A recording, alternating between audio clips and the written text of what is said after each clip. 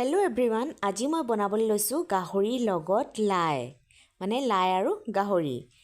মাংসখিনি অনাৰ পিছত ভালকৈ ধুলোঁ, ঠাণ্ডা পানী দি ধুলোঁ।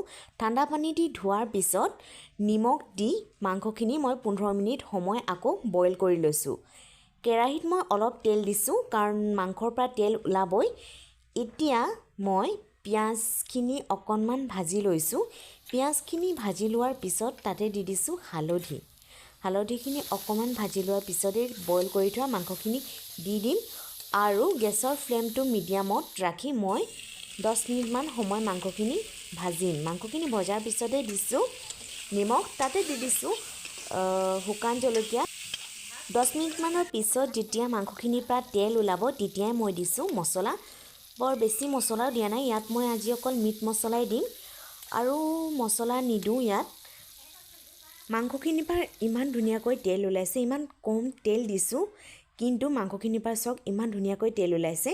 এতিয়া মই ইয়াতে দি দিছোঁ আলুখিনি, কাৰণ আলুখিনি মই বইল কৰি লোৱা নাই, কেঁচা হয়।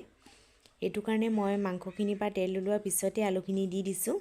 যিহেতু গাহৰি লাইশাকৰ লগতে বনাম, এয়া হৈছে লাইশাক, এক মুঠি লৈ লৈছোঁ।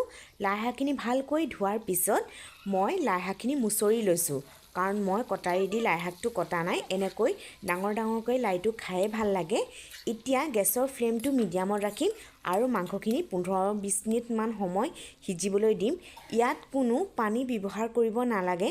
লাইশাকত যিহেতু পানীটো, মানে যিটো লাইশাকখিনি ধুওঁতে যিটো পানী থাকে, লাইশাকৰ পৰা পানীটো ওলায়। আৰু ইয়াতে মই এতিয়া থেতেলিয়াই থোৱা নহৰু আৰু জলকীয়া দি দিছোঁ।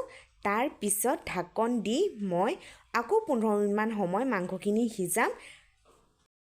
এয়া মোৰ গাহৰি আৰু লাই ৰেডি হৈ গ'ল।